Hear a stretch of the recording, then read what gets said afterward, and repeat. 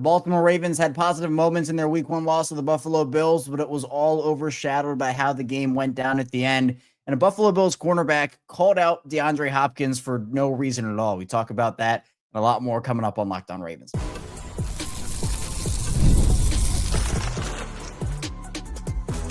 You are Locked On Ravens, your daily Baltimore Ravens podcast. Part of the Locked On Podcast Network, your team every day.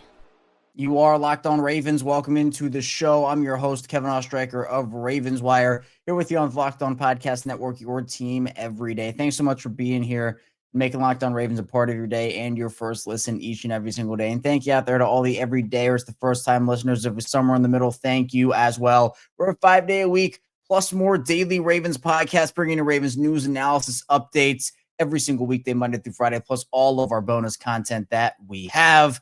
And we have a jam-packed episode today. Again, I think we're all still recovering from that Ravens week 1 loss to the Bills. Devastating how it turned out.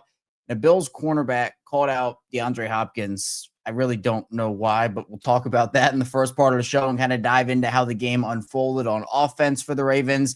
Then we'll dive into John Harbaugh giving some pretty puzzling answers during his Monday media availability. Just the vibes were really off, and it felt weird. So we'll talk about that, and then we'll also dive into some more general Ravens and Bills analysis as we've had even more time to figure out what went right, but obviously what went wrong. So again, thank you everybody for being here. Today's episode of Locked On Ravens is brought to you by FanDuel. Right now, new customers can bet just $5, and if your bet wins, you'll get $300 in bonus bets to use across the app. Let's get into it. Christian Benford called out DeAndre Hopkins after the game. This was something that honestly I didn't even see until I was trying to figure out what to talk about for the show. And this clip popped up, and Christian Benford just called out DeAndre Hopkins, and I'm like, all right, I guess we're going to talk about this. Christian Benford was on the receiving end of that incredible DeAndre Hopkins catch, the one-hander, the move over Odell catch is what I called it. It was a phenomenal moving catch, and by the way, incredible throw from Lamar Jackson placing that ball really only where DeAndre could get it. And, Christian, after the play, he was on the ground. DeAndre, again, was an unreal play. And Christian Benford was on the ground, going incomplete. Referee, no, it's a touchdown. And then he was asked by the media after the game about his reaction to the one-handed touchdown grab. And he said, tell him to do it again if we play him again. And he was not joking. It was straight face, very serious. Like, tell him to do it again if we play him again. And then he was asked a follow-up question. Did he push off? Same exact answer. Tell him to do it again if you play him again. And this, again, he was not playing around. He was not playing around. And I'm just like, I don't really understand the whole frustration thing. It was a great play. I mean, he easily just could have said, yeah, it was a great catch.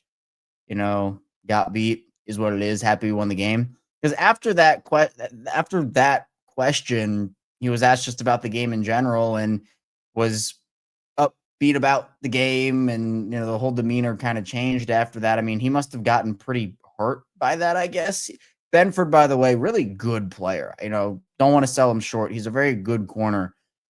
He also had the controversial tug on Rashad Bateman's shoulder that was not called, and I guess the referees ruled that the pass was uncatchable. I know there's debate on that, but there was definitely tugging going on that jersey, and it was kind of shocking. And you hear DeAndre Hopkins talk about the Bills in his post-game press conference, and it was kind of like, yeah, I got to give credit to them. Like, there's stuff we have to work on, but they went out there. Essentially, was I'm ad-libbing of what DeAndre said there, but that was kind of the main message from DeAndre. It was showing respect to Buffalo, while also acknowledging that he still believes in the team, but they have stuff to work on. I thought it was a very well put post-game press conference for DeAndre. I mean, I was kind of floored by it. It is what it is, but I was just surprised by the fact that Benford kind of went there with it. And again, it's not like a huge deal or anything, but that is kind of like hey, if they do play him again, that's a bulletin board material answer for DeAndre Hopkins in particular. And I'm just like, well, I mean, DeAndre can probably do it again, at least some version of it. Like, I guess, again, Christian Benford was just not happy with that play. Maybe there was something that was said between the two during the game. I don't know if there's like bad blood there or whatnot, but definitely wasn't expecting that. And of course, wasn't expecting the way that the game ended in general. And DeAndre didn't play like this massive amount of snaps in the contest. We didn't expect DeAndre to do that anyway, but the Ravens brought DeAndre Hopkins in to just play a specific role. He's not in there to be the number one wide receiver.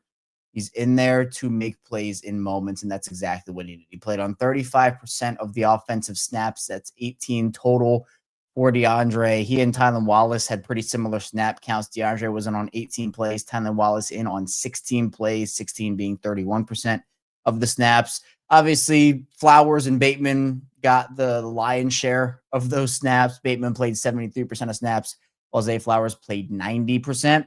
But that's the kind of role you want DeAndre Hopkins in.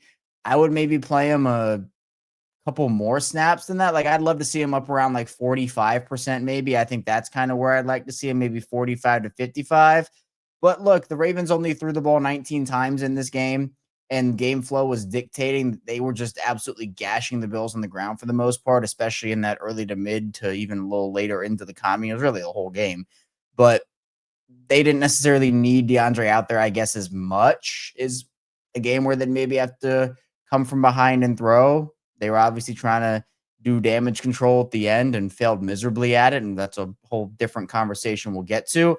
But it felt like DeAndre did what DeAndre was brought in to do, made a couple of nice plays and, did his veteran job. He was a veteran playing a role as a number 3 wide receiver. And I liked that a lot out of him. Again, 35 yards, 2 receptions, 2 targets. He and Lamar have been establishing that chemistry over the course of the offseason. So I liked that. But it was a kind of uncharacteristic game from Lamar. And Lamar played great in the game, obviously. But we've seen Lamar spread the ball around a lot over the course of the last couple of years. Early in his career with Marquise Brown, Mark Andrews, it was kind of like those two were the only guys, and everybody else you would be lucky if he got 1 or 2 targets. That was kind of what happened in this game. Zay Flowers had 9 targets, Bateman had 4, and then the rest were just like 1 or 2 targets. DeAndre Hopkins had 2, Justice Hill had 2, Derrick Henry had 1, and Mark Andrews had 1. So, I'm not saying that's a bad thing. It was just uncharacteristic in terms of what we've been used to Lamar doing over the last handful of years. But sometimes game flow does dictate that. And Lamar finishing 14-19, 209 yards, 2 touchdowns, no interceptions. Lamar is the ultimate did you watch the game type of quarterback. He will have games where he blows you away in the stat category. He'll throw for 5 touchdowns, be super efficient. But Lamar, with that efficiency in some of these games, and whether the Ravens are running the ball well or not, he doesn't need to go out there and throw for like 400 yards a game and 5 touchdowns every game. He can have a quote unquote mediocre stat line and the Ravens can still win by 20 or 30 points. I'm not saying they did that in the Bills game, but that to me is like, and look, Josh Allen, absolutely unreal, especially in the fourth quarter, right? He was on it. He was making plays, moving out of the pocket, carving up the Ravens defense, which did not play well. But Lamar doesn't usually have those stat lines. I mean, he'll have them at times, but it's a lot rarer that he does because the Ravens seem to be up a lot. And that's a precursor to the next segment where John Harbaugh brought that up. But to me, I think that people are kind of comparing the 2 quarterbacks. And I'm just like, hey, why don't we just say both guys played great?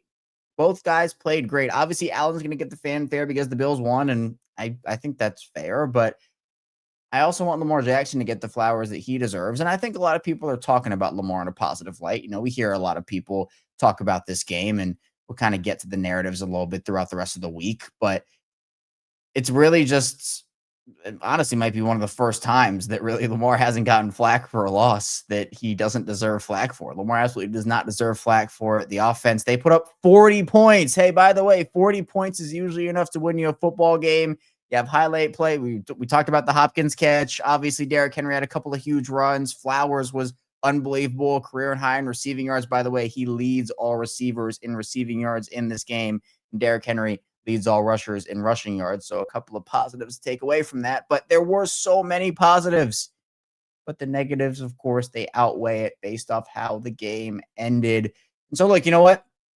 In terms of the DeAndre Hopkins, Christian Benford thing, I hope they play him again. And I hope DeAndre Hopkins has an opportunity to go up and make another spectacular catch. Maybe it's not a one-handed grab in the end zone like that, but maybe he muscles Christian Benford. I don't know. And again, doing that against Christian Benford of all corners. I mean, look, Christian Benford was practically the only corner you had to worry about on that Bills defense. And DeAndre Hopkins, he made a great play on him. And again, I don't know if that was bad blood that was going on between the two, if they were exchanging words, if, he was just mad that it happened. But I hope they do play him again. And honestly, I would not be shocked if these two teams meet up again in January. And this is not the last time that we're talking about the Ravens and the Bills. But Ravens now behind the 8 ball. We all know that. Coming up in the second part of the show, we'll talk about how they got there. And John Harbaugh's pretty puzzling answers, in my opinion, on just the collapse in general. So stay tuned. A lot coming up on Locked On Ravens.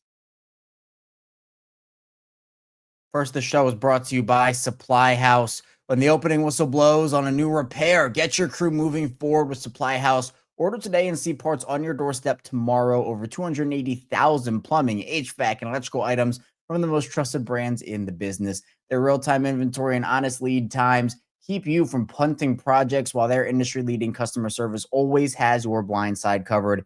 Need parts fast for a project? Supply House has next-day delivery. And that is obviously a game changer. The part finder tools and 3D schematics can save you hours on jobs where every detail matters. And their Trademaster perks like priority shipping and dedicated support, it makes the whole process smoother. Join the free Trademaster program today and score serious perks like priority shipping, lower prices, and a dedicated support line. Visit supplyhouse.com to sign up for free and use promo code SHNFL5 for 5% off your first order. That's supplyhouse.com. Real people, real service. And the show is brought to you by Gametime. NFL season is back, and honestly, there's nothing better than being in the stadium surrounded by fans cheering on your team. Let's be honest, getting tickets can be a hassle between queues, login screens, and prices jumping at checkout. It's frustrating. That's why I use Gametime, the app that gives the advantage back to fans. Gametime's fast, easy, and backed by the Gametime guarantee. You'll always get 100% authentic tickets delivered on time and at the best price. Plus, all fees are included, so the price you see is the price you pay. I put up Gametime, and in just a couple taps, I saw amazing deals. I'm talking about your favorite NFL games as low as $100. And the app made it super simple. I could even see the exact view from my seat before buying, and I love the zone deals too. You pick the section, and Gametime picks the seats, and you save big. Honestly, it's faster, cheaper, and less stressful than any other way I've bought tickets. Download the Gametime app, create an account, and use code LOCKEDONNFL for $20 off your first purchase. Terms apply. Again, that's promo code LOCKEDONNFL for $20 off. Swipe, tap, ticket, go. Download Gametime today. Moving right along on Locked On Ravens, Kevin Oestreicher still talking with you. Really appreciate everybody for being here, making Locked On Ravens a part of your day and your first listen each and every single day. Again, we're a 5-day-a-week Ravens podcast. Monday through Friday, we bring you that daily Ravens coverage. But, of course, we also have Locked On Ravens watch-alongs, which the first regular season one was really fun. Obviously, the Ravens losing wasn't fun, but it was really awesome to interact with everybody. Again, those watch-alongs, we react to every single play live. So you can watch the game with me. We have the chat going. Everybody's reacting. It's really, really fun. We then go right into the instant reaction streams after, and then Locked On Ravens Squad Show with myself, Kadri Ismail, and Sam and Njoku after that. We also have bonus episodes on the weekend when headlines permit, and just a bunch of other Ravens content. So be sure you tap into everything we have going on here on Locked On Ravens. Hit the like button in video form and subscribe. You can subscribe and follow along in audio form as well. Same show, both video and audio. But let's dive into now John Harbaugh giving some, in my opinion, puzzling answers, and just honestly vibes were off in this Monday media availability. And look, I didn't expect John Harbaugh to go up to the podium like, yay, look at us. We lost the game. Yippee. Everything's cool. Everything's great. No, of course not. And obviously the big storyline is the fact that the Ravens blew the game in the fourth quarter. And he was asked about not only the game, but going back a couple of years, some of those fourth quarter leads. And it was a very long answer. And John Harbaugh said, quote, if you look back at all those games, every game we've had, there's been a fourth quarter and there's been a scenario. He said there's games where we've been in the Buffalo Bills' shoes, been a number of games where we've come back from 2 scores down and we've won. And how do you do that? How do you make that happen? He also, and this was the part that I think went the most, I guess, viral on the day on Monday, he said, quote, maybe part of it's the fact that we've been ahead a lot. We've won a lot of games and we've had a lot of 2-score leads. We've kept a lot of those, but I think we've lost 6 of them, if I'm not mistaken. That's too many. I don't care how many 2-score leads you have. I do believe that we need to be really thoughtful of how we decide that we're going to approach those situations going forward. Let's give it some thought. Let's give some thought to our play calling. Let's give some thought to our defensive play calling. Let's give some thought to our mindset, like how we're going to talk to one another. We're 2 scores up. We're trying to keep a lead against Josh Allen or any of these great quarterbacks in this league. What's our mindset on defense? How are we going to approach this? It becomes kind of a situation, a game scenario that we need to be really intentional about going forward. The part about maybe part of it's the fact that we've been ahead a lot. That just doesn't feel right to me. It does not feel right to me. I think Harbaugh eventually got to where I think fans wanted him to go, outside of him just saying, "Hey, yeah, it's my fault." I think that's kind of what a lot of people want, but he's not going to say that. I mean, I think the thing that Harbaugh has done, and this answer did not shock me, by the way. I didn't necessarily like it, but it did not shock me because John Harbaugh has said this answer before. This is not the first time John Harbaugh has taken this approach when it comes to the leads getting blown and losing games in this fashion. He has said the thing about being up in games and that being a factor. I don't like him going there personally. I mean, yes, realistically, and I guess generally, the more leads you have and the more double-digit leads you have, the more opportunities you have to blow those double-digit leads, I guess. And I guess Harbaugh's argument is, look at the percentage, and I don't have the percentage in front of me based off other teams. I don't, but still, like, that's not the point of the question, you know? It happens a lot, and it doesn't really matter how many opportunities you have or you don't have, in my opinion, especially when we've seen a lot of them clumped up in recent memory, right? This is what this team has been talking about for a while. And I said it on the show yesterday, said it on the instant reaction stream. I even said it on the watch along live. The Ravens have been preaching to us all offseason, whether it be the coaching staff, the players, this year is going to be different, right? They're looking at everything. They understand, they're motivated. And I'm not pinning everything on John Harbaugh. A lot of people have a role to play. A lot of people do. But there's always, I guess, a common denominator in things like this. And just the way that, Harbaugh was kind of carrying himself. And again, like, you can read into certain things here, but, he also talked about, like, the last answer of the day for him, for example, was about Kyle Hamilton. Jerry Coleman was kind of joking around with him about the Kyle Hamilton safety thing when he pitched the ball to Van Noy in the end zone on the 2-point conversion. If Van Noy got tackled, would have been a 1-point safety.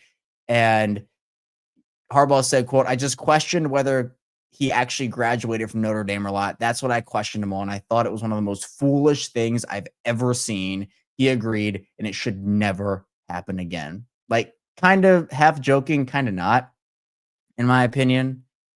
Like, I don't know, just it felt off. I can't, like, exactly put my finger on it. He talked about Keaton Mitchell a little bit, said that it was just numbers, and this, to me, was not, a great sign for Keaton. I think that he might be a healthy scratch for the majority of the season. Talked about how you got to make a decision about who's going to be up, who's going to be down. And, he said, quote, "The number of snaps you can get Keaton on offense is pretty limited." So, I'm not thinking Keaton's going to have a lot of playing time this year, which is tough. There was just a lot. And, he was defending the decision to essentially get conservative with the punt, the 4th and 3 situation, which a lot of people think is controversial. And I'm curious, if you're watching or listening, be sure to put in the comments, or you can message me on social media what you would have done, whether you would have punted on 4th and 3 and went for it. There was a lot of conversation and controversy about it. Harbaugh wanted to essentially say that, yeah, punting was the right decision because it has to be quick. He said the win probability, it might have been 2% or 1% going for it. You have to make that decision very quickly. And do you have a call you like? Because you have to send the punt team on, and there's going to be a delay of game. So to me, this kind of felt like a lot of excuses might not be the right word, but he was trying to defend it too hard, in my opinion. If he wanted to punt the ball, he wanted to punt the ball. All right, that's fine. I would have probably gone for it. But then there was also the other factor. Lamar Jackson was, dealing with cramps a little bit. And Lamar said himself that if he wasn't feeling that way, he would have been, hammering the table to say, I want to go for it on fourth down. So that was also, and by the way, on that play, the third down play before the fourth down and 3, there probably should have been, it was very bang, bang, potentially could have been roughing the passer play on Ed Oliver. I put the clip out on social media. It's one of the hardest hits Lamar Jackson's ever taken in his career. I'm sure he was shaken up by it. It did not look fun to be hit by Ed Oliver like that. But, the main thing was that, I don't care how many leads you've had. I don't care how much you've been up by. I don't care if there's been a large sample size. The narrative is the narrative here for the Ravens, and that's the unfortunate part of it. I truly think it's unfortunate because this loss, the season's not over. All right, I want to make that clear too. They have 16 games. John Harbaugh, the team, they're correct. The season's not over. There's a long way to go. A loss like this, though, is very demoralizing, and it essentially is like they have to prove it. But the issue is they haven't. And you can say, yeah, it's week 1. This was only the first time that they've done that this season. Well, that's the problem. They've also done it in other years. It's not just an isolated incident here. This is years of stuff in the making. And again, you can look at the stats of John Harbaugh and what a lot of people are talking about right now is the fact that John Harbaugh has blown 17 double-digit second-half leads. The most by any coach since at least 1991. That coming from Josh Dubow at the Associated Press. That's a lot. Harbaugh's been a coach for 18 years, 2008. Yeah, you're going to have opportunities, a lot more opportunities than a coach that maybe coached 3 or 4 years. But that to me doesn't matter. And I don't think the message that you should be sending after a game like this, right? Again, I think Harbaugh kind of zigzagged his way into a partial, hey, we have to be better. But, a trend is a trend. And it's something that you can't ignore. And it's something that nobody is ignoring, right? Everybody's talking about it. That is the standard, again, that you have set for yourself for the Ravens organization. And now you have to, again, dig out of that rut. We're coming up in the final part of the show. We'll talk a little more about John Harbaugh and also dive into some more Ravens and Bills analysis from the game. So be sure to stay tuned. A lot coming up on Locked On Ravens. First, the show is brought to you by FanDuel. The NFL season is here, and FanDuel's making sure you're ready for kickoff with a can't-miss offer. Right now, new customers can bet just $5, and if your bet wins, you'll get $300 in bonus bets to use across the app. And I love using FanDuel because it fits however you'd like to bet, player props, building a same-game parlay, or even jumping in live as the action unfolds. Makes every game more exciting, whether you're watching your team or just keeping an eye on your fantasy lineup. It's quick, it's easy, and it's the best way to add a little more energy to your Sundays. And Ravens, after their week 1 loss to the Bills, they have dropped a couple of spots in the Super Bowl winner odds over on FanDuel. The Bills have now taken over the top spot at plus 650, followed by the Eagles at plus 700, and the Ravens are third at plus 750. Look, I know there's not a lot of hope right now. I get that people are down in the dumps. That number is still pretty good. The Ravens have a talented roster. We'll see how the rest of the year unfolds. So you're ready to play. Download the FanDuel app now by visiting FanDuel.com to get started. That's FanDuel.com to place your first $5 bet. Continuing on Locked On Ravens, Kevin Oestreicher still here with you. Talking Ravens football, diving into the unfortunate events, or at least it ended up being the unfortunate events of what happened on Sunday night. Ravens fall to 0-1 against the Bills, and they have to bounce back from that against Cleveland in week 2. You cannot go down that same path again where the Ravens started 0-2 last season. Got to pick up a win against Cleveland. So we'll have all the content and coverage for you throughout the week as we always do on Locked On Ravens. Be sure to tell a friend, a family member, if they want daily Ravens coverage, be sure to send them our way. We'll have them covered just like we have you covered on Locked On Ravens. You can also follow me on social media at ChaosRecord34 on Twitter, Instagram, TikTok, the whole 9 yards. A little more about John Harbaugh and what he had to say to the media on Monday. Talked about the defense a little bit too. He mentioned the fact that they had a lot of great plays and consistent execution is what he was talking about. You're going up against these types of things and, they go back and grade it and look at it, but he was kind of questioning about, hey, why did it happen? He said there's no general reason why it happened. Was it communication? He said, yeah, there were a couple of plays where it might be communication. Maybe it's communication in the meeting room. He said, quote, maybe we didn't quite make it clear enough, or maybe it got confused with some other defense that we're running. Could it have been confusion with another call that he's trying to get together in his mind? As a coach, you look at those little aspects of things. And I know Zach Orr's catching a lot of heat for the game, and I don't think Zach Orr is like phenomenal down the stretch. I think both he and Monken got way too conservative, but like these are things we've been talking about for years. If you've been with me on Locked On Ravens, we've talked about defensive communication. Feels like for 5 straight years. Like I've been hosting the show for 6 years. Feels like I've been talking about it for 5 straight years, spanning like 3 defensive coordinators. So again, it's like the common constant. Like who is that? Who is that? It's John Harbaugh. And I think that with kind of the demeanor and everything, I believe John Harbaugh might be feeling a little bit of pressure. He downplayed the Super Bowl or bust expectations, which to everybody is clear and obvious. This team has Super Bowl or bust expectations this season. There is no shield for John Harbaugh anymore. To me, and Chris Broussard actually said this on his show on Monday, on the show that he's on, I think this is the last chance for John Harbaugh. I've been saying that pretty consistently for this year. And, you know, like this has to be it. This has to be the year because there is no Greg Roman. There's no defensive coordinator, I think. Like, do you fire your second-year defensive coordinator and then try again? Like, Todd Monken, do you fire a third-year offensive coordinator and try again? You know, John Harbaugh's still a good coach, right? I think you'd have teams lining up out the door for John Harbaugh. But sometimes change is just needed. I'm not saying it's going to happen now. I'm not saying it needs to happen now.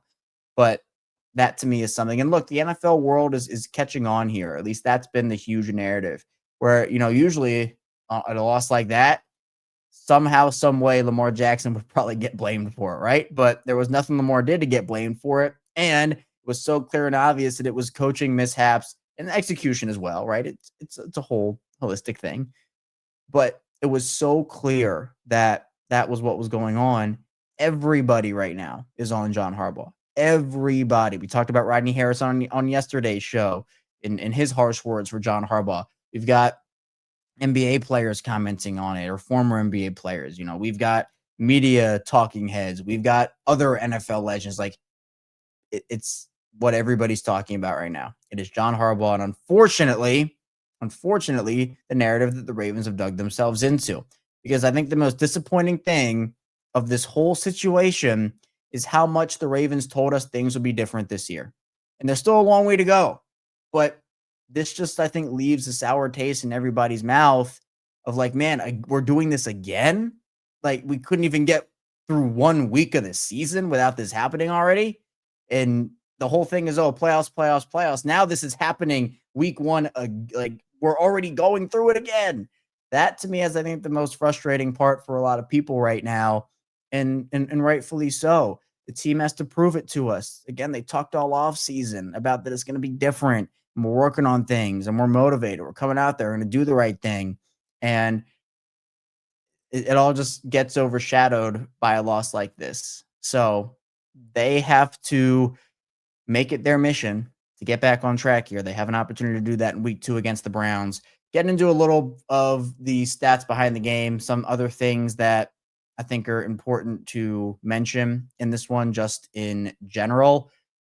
I think overall, when you look at it, and we talked about this on the shows on Sunday after the game and even yesterday's show on Monday morning, the Ravens went 1 for 3 in the red zone. I actually didn't talk about this a ton because I was more so focused on third down, penalties, the whole 9 yards. Ravens only had 3 opportunities in the red zone. The Bills had 7. The Bills had 7 opportunities in the red zone. Now, I do want to say that the fact that Derrick Henry was able to score on like a bajillion long touchdowns and had a ton of long runs factored into that, right? A lot of the Ravens touchdowns were not in the red zone. Like Derrick Henry had a 30-yard rush. That was at the 30-yard line, obviously. You know, you had Henry with a 46-yard rush. Hopkins, that pass was 29 yards. So I'm not saying that the offense wasn't efficient because it actually was extremely efficient until the latter part of that game when they got too conservative. But then in the other opportunities they did get in the red zone, they were only able to convert on one of those. So that's a stat that I wanted to dive into a little bit. Obviously, the fourth quarter is one that's huge. 22-6 was the score. The Bills outscored the Ravens. And when you look at the scoring plays, just the drives in the fourth quarter for the Bills on that defense, on the Ravens defense, the Bills went 8 plays for 84 yards in 3 minutes and 18 seconds. Then they had a punt that was 5 plays for 9 yards, 2 minutes, 24 seconds. Then they came back with a touchdown, 10 plays for 80 yards in 3 minutes and 20 seconds. Then another touchdown, 4 plays, 30 yards in a minute and 8 seconds. And then the field goal, 9 plays for 66 yards in a minute and 26 seconds. The Ravens defense just got walked down that entire quarter. And it's different, right? Where the Ravens that quarter went touchdown, punt, fumble, punt. The Bills went touchdown, punt, touchdown, touchdown, field goal. They were able to take advantage of those opportunities late. And, again, execution was not great for the Ravens. Jair Alexander had a rough game. Roquan Smith had a rough game. The pass rush was not good. Like, there were a lot of things that you can say about how that defense performed. And just felt like it was identityless as we were coming down the stretch there, which I think is very, very unfortunate. Because even with Don Martindale, I said this on a show I was on earlier. His identity, that defense's identity was blitzing. You would live by the blitz, you would die by the blitz, but at least they had an identity. So I want to see a little bit more of that from Zach Orr in this defense next week. I think it's really important. Josh Allen had 251 passing yards in the fourth quarter, which was the second most in the fourth quarter of a win since 1991. So again, just tired of the Ravens being on the wrong side of history like that. Hopefully they can get it back together here. This is still a good football team. Still a good roster, but they have to show us that they can play like one consistently and keep that foot on the gas. So that's all I have for you here today on Locked On Ravens. Thank you so much for tuning into the show. On the way out, hit the like and subscribe button in video form. Follow along in audio form and subscribe for 5 days a week plus more of daily Ravens coverage. Coming up tomorrow, more Ravens content and coverage over here from us. So be sure to stay tuned for that, and I will see you right back here tomorrow on Locked On Ravens.